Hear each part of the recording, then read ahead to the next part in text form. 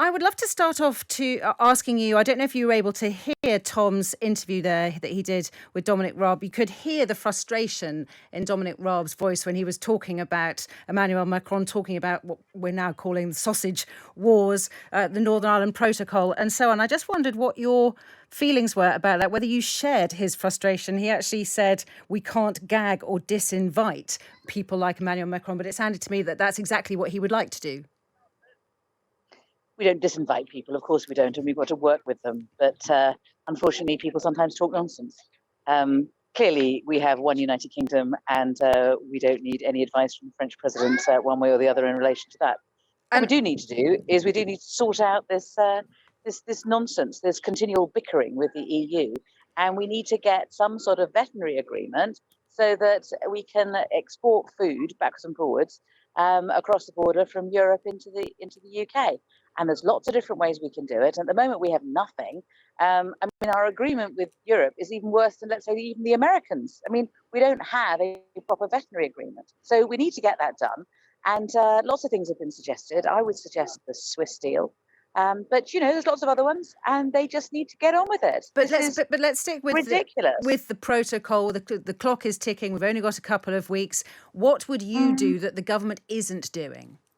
So what I would do is I would say to the Europeans, I'm not going to allow our food or farming standards to ever drop below the Europeans. So I have no problem signing up to a Swiss-style deal whereby we can guarantee that our food will and our farming standards will always be at least as good as yours, probably better.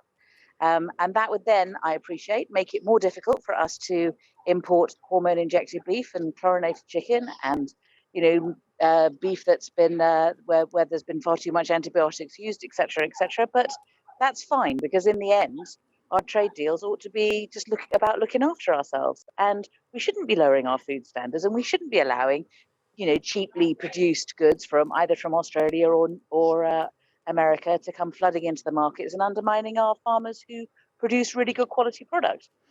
I know we haven't got a huge amount of time with you, so I do want right. to bring you on to the subject which everybody is thinking about today, looking forward to tomorrow or dreading tomorrow, depending on your point of view. Will the government ease lockdown as is meant to be announced tomorrow? Will they delay it? Could they delay it by 4 weeks or even more, as seem to be being suggested now?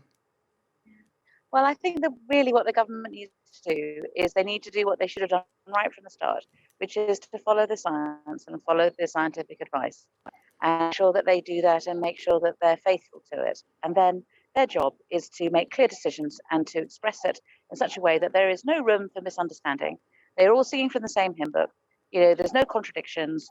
Basically, British people want to do the right thing, but they just need to understand what it is. And it's up to government ministers to explain what it is. But I'm it afraid depends we've had more than a year of them faffing about. It depends which science you follow, because obviously if you I understand that. If you follow the science of the number of new cases, that is clearly going up at a rate of knots. If you follow the science of hospitalizations or deaths, that doesn't seem to be, but possibly could, depending on the seriousness of this variant. So it does come back to politicians to decide rather than scientists telling them what to do. No, but we have some of the best scientists in the world. We are really blessed. We have some of the best public health people. You know, they just need to listen carefully to the advice that they're given and act on it. Make a decision, act on it, and explain clearly to the public what they need to do. I mean, for example, you know, last September they were given clear advice. We all know this, that they should have been a shutdown earlier, and they faffed around, and actually the second wave was much worse than the first, and it didn't need to be if only they had followed the science. So I know need to make sure they do it this time. I know that you have said that the reason the variant, the Delta variant as we now call it, but of course it was originally called the Indian variant, arrived in this country and took off at such a rate was because the borders weren't closed in time. But equally, does that mean that you're now saying close all the borders in case other variants make it into the country? No, again, I think that we need to be following advice. So there must have been advice to close the borders, because they closed the borders with Pakistan and Bangladesh. They just kept the border open with India. And you have to ask yourself why.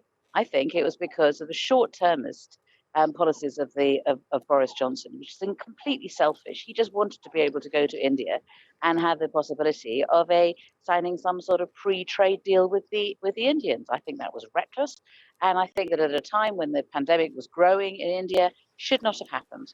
That the Delta came in from, through Heathrow, through our ports, and we should have been much clearer about there's obviously a threat here. We need to make sure we act fast. And your policy now is to ditch the amber completely and just stick for people travelling. Just stick with green, go no quarantine, or red, don't go at all, or quarantine in a hotel.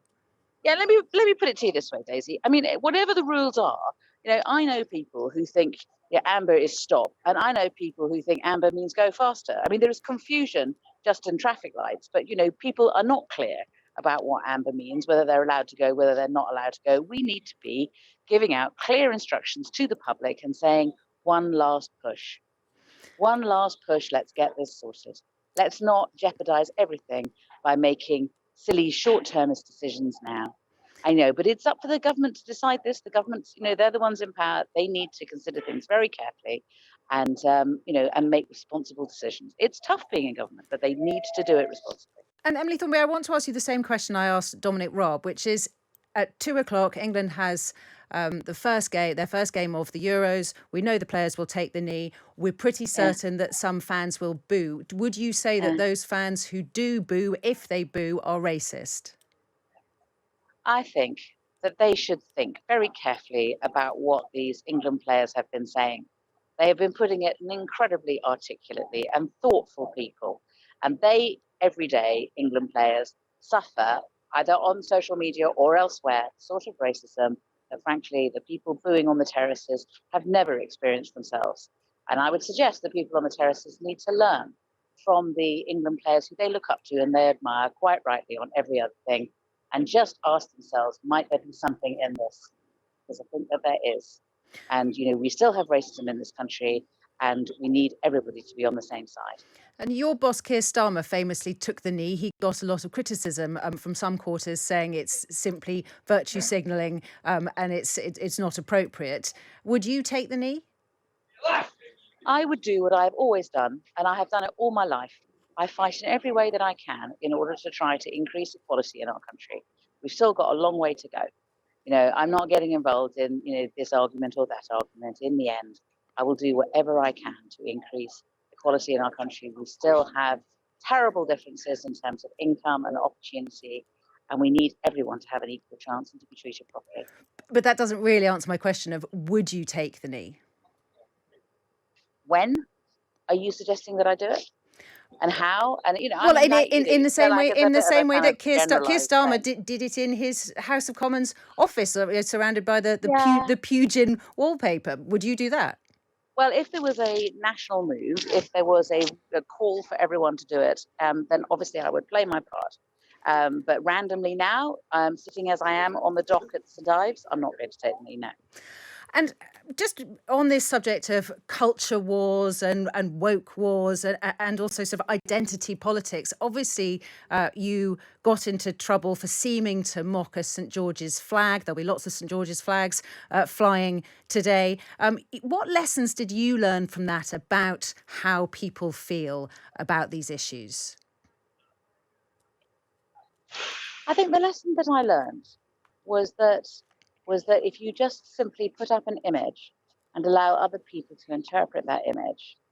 I should have actually said what I thought, which was that it had been a long time since the World Cup and this house was covered in England flags. And that was a striking image. And I should have said that. But instead, people looked at it, interpreted it in their way and said what they said I was saying when I wasn't. And I think that, personally, it was the only thing that kind of upset me about it was just this idea that in some way I was sneering at people when, in the end, I was brought up on a council estate and my brother was a builder and had not a white van but a red one. And that was that was 6 years ago, Emily Thornberry. Do you think 6 years or 7 years ago? 6 years or 7 years ago. Do you think since then things have got worse or better in that sort of culture war or jumping on people who might be saying the wrong thing or seem to be snobby about St George's flags or white vans or whatever it might be? How have we, if we have, progressed since then? I don't really get your question. I mean, I think that there has always been, great love of our country, and that is shared by everyone, I think, pretty much. And that continues, and we express it in different ways. And some people express it by having flags, and other people express it just by a profound love, you know, of the country that we have and trying to make our country better every day. I think, we've always been a patriotic nation. We will continue to be.